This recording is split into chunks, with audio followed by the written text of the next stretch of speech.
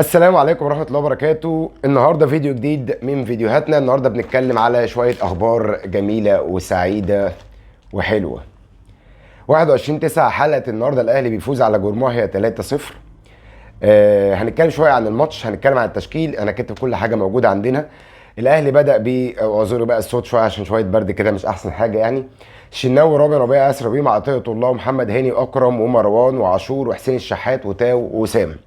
تشكيله الحقيقه المثاليه والتشكيله الاعتياديه العاديه اللي بيبدا بيها دايما مارسيل كولر، مع كامل تحفظي وكامل اعتراضي على فكره ان مارسيل كولر يبدا النهارده بماتش احنا اوريدي كسبانينه في ماتش الذهاب الاسبوع اللي فات يوم الاحد 3-0. يبدا النهارده بنفس التشكيله الاساسيه دي تحسبا لماتش الزمالك. احنا عندنا الزمالك في السوبر الافريقي يوم الجمعه ان شاء الله في السعوديه، فما كانش ليه لازمه ابدا ابدا ان احنا نخاطر النهارده ونبدا بنفس التشكيله الاساسيه اللي اكيد بنسبه مليون في الميه ان شاء الله، نسبه كبيره جدا، هي اللي هيبدا بيها مارسيل كولر يوم الجمعه الجاي. يوم الجمعه الجاي ده هيبقى فيه كلام كتير قوي، واعذرونا الاسبوع ده احنا ممكن نطلع كتير، يعني ممكن نطلع 4 ايام في الاسبوع، 5 ايام في الاسبوع، لان في بكره حلقه قويه جدا وفيديو قوي جدا هنتكلم على المسابقه اللي عاملينها على موضوع مباراه السوبر باذن الله رب العالمين. ما علينا. فالاهلي بدا بالتشكيله دي. خليني كده اقول شويه حاجات سريعه. عرضيه حلوه قوي في الدقيقه 4 من ناحيه عطيه الله، اللي هنتكلم النهارده عليه كتير قوي في التقييم. وسام ابو علي حطها بره. وسام ابو علي ما كانتش ماشيه معاه قوي النهارده في الدقيقه 23. رامي ربيعه في الدقيقه 23 بيمارس هوايته في تسجيل اهداف كل مباراه اخر 3 4 ماتشات. الله اكبر، اللهم بارك، نمسك الخشب. ربنا يستر منك يا رامي، لان انت عندك مشكله كبيره في مباريات الزمالك، بتخرف تخريف قوي جدا، وانت المفروض دلوقتي بقيت احد اهم مساك في الفرقه، يعني المساك الاساسي بتاع في الفرقه. فربنا ما يستر منك يوم الجمعه الجايه ان شاء الله. الجول الاولاني او الهدف الاولاني اتلعب عرضيه من يحيى عطيه الله، اللي برده عمل الهدف الثاني. فيحيى عطيه الله النهارده عمل هدفين. الحاجه بقى اللي كنت بتكلم عليها في اول الفيديو ظهرت، بدات الاصابات او بدات التدخلات العنيفه جدا من لاعبي جورماهيا. جورماهيا يا جماعه بيتدخلوا، او لعيبه الجورماهيا بيتدخلوا تدخلات اجريسيف جدا على لعيبه النادي الاهلي، في الرجل وفي البطن وفاولات وتاكلينجز وفي الدماغ وضرب من غير كوره وحاجات غريبه كانت بتحصل. واحده منهم اصابه الشناوي في الدقيقه 23. وسام ما كانتش ماشيه معاه الشوط الاول خالص. امام عاشور يا جماعه عمل واحده من اسوأ مبارياته. امام عاشور انا كاتب كده، امام عاشور اولا عايز يعور نفسه، ثانيا كميه ميس باص غير طبيعي، ثالثا اخر حاجه بيفكر فيها امام عاشور اللي هو يلعب السهل. امام عاشور دايما بيلعب الصعب، انا مش عارف ليه، يعني انا مش عارف برضو الغرض ايه. انت لعيب جامد جدا وكل حاجه، فاحنا مش عارفين برضو مشكلتك فين انك تلعب الكره السهله. في بدايه الشوط الثاني اكرم توفيق ياخد له واحده برده كده في قصبه رجله كالعاده، و بعديها على طول في الدقيقه 49 تاو ياخد له واحده برده في قصبه رجله. ما اعرفش في ايه الحقيقه. لعيبه جورماهيا الدنيا مش مستاهله يعني يا جماعه، والله انتوا كده كده شايلين 3 في كينيا، والنهارده جايين برده هتشيلوا تاني، وشيلتوا 3 كوبي بيست الماتش الاولاني، فيعني مش محتاجه خالص.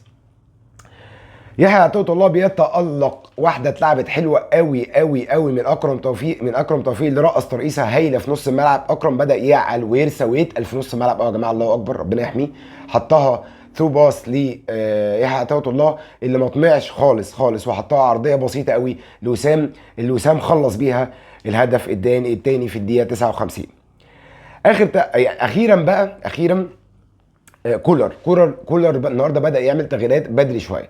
نزل 3 لعيبه وخرج 3 لعيبه في الدقيقه كام بقى يا جماعه؟ في الدقيقه 60. هو الراجل دايما متعود يبدا التغييرات بتاعته في الدقيقه 67. النهارده بداها 7 بدايه بدري. خرج وسام ونزل نجم نجوم العالم كهربا، خرج الشحات ونزل طاهر ده في الاخر، خرج تاو ونزل رضا سليم، خرج امام عاشور ونزل قفشه ده في الاخر، وخرج كمان مروان عطيه ونزل السوليه. ما علينا. حصل التغييرات دي، وكهربا طبعا جات له واحده كده انفراد في الدقيقه 82 غريبه جدا، ضيعها كده، او في الدقيقه 87 ضيعها كده، يعني اتلعبت له ثرو باص، المفروض هو انفراد كامل هو وحارس مرمى الفريق الكيني جورماهيا، حطها في بطنه. وطاهر محمد طاهر بيحرز الهدف الثالث في الدقيقه 90 من صناعه قفشه. هندي النهارده تقييم سريع للعيبه، وهنتكلم شويه عن ماتش يوم الجمعه اللي جاي وهنعمله ان شاء الله الفتره الجايه. محمد الشناوي 7/10، ياسر ابراهيم 6/10، رامي ربيعه 8/10 برافو عشان الهدف وعشان اداؤه. محمد هاني 2/10 برافو لان هو كان بياخد واحد قبل كده. يحيى عطيه الله 8/10، 10/10 يا يحيى. مش عارف انت النهارده، الله اكبر يا رب تكمل بنفس المستوى تحسبا لمباراه القمه، مع كامل الوضع في الاعتبار ان ماتش النهارده مش مقياس لاي لعيب خالص خالص. مروان 6/10، اكرم 7/10، امام عاشور 0. بتزودها وبتمسك كوره كتير وهتعور نفسك وبتلعب الصعب وفي انانيه وفي لعب كده بالمزاج والكيف. امام عاشور الماتش اللي جاي مهم جدا جدا جدا، وانت عارف وانا عارف يا ابن عمي، فما فيهاش خالص دلع، ما فيهاش خالص ما بين قوسين هي دلع تمشي، عشان مش هينفع نعلي اللهجه اكتر من كده او نقول كلام غير اللي احنا قلناه. امام عاشور 0، تاو 0، الشحات 5، وسام 5، كهربا 0 كالعاده يعني مفيش جديد. طاهر محمد طاهر 5/10 برافو طاهر، نزل حط جون. رضا سليم 3/10. ده كده عمرو السوليه لا تقييم، ما شفتش منه حاجه، ممكن 2/10 يعني. ده كده التقييم سريع جدا للعيبه. الماتش الجاي ان شاء الله باذن الله، نرمي دي كده على جنب بقى ونركز شويه. الماتش الجاي يوم الجمعه باذن الله رب العالمين، محتاجين تركيز من جميع افراد المنظومه. اول حاجه في شويه رسائل عايزين نقولها. جمهور النادي الاهلي لو سمحت اعمل كل الحاجات اللي انت بتعملها بالظبط اللي بتتفائل بيها في الماتشات. يعني معلش خدونا على قد عقلي، ده اولا. تاني حاجه، مارسيل كولر ارجوك ارجوك ارجوك ذاكر الزمالك كويس. الزمالك فرقه كويسه قوي قوي قوي يا جماعه، الزمالك فرقه كويسه قوي قوي قوي. الزمالك عندهم سوري، الزمالك عندهم نص الملعب بتاعهم تقيل، لعيب الكوره كويره كلهم هيتعبون، وانا هو انتوا هو هنتكلم على تحليل الماتش باستفاضه.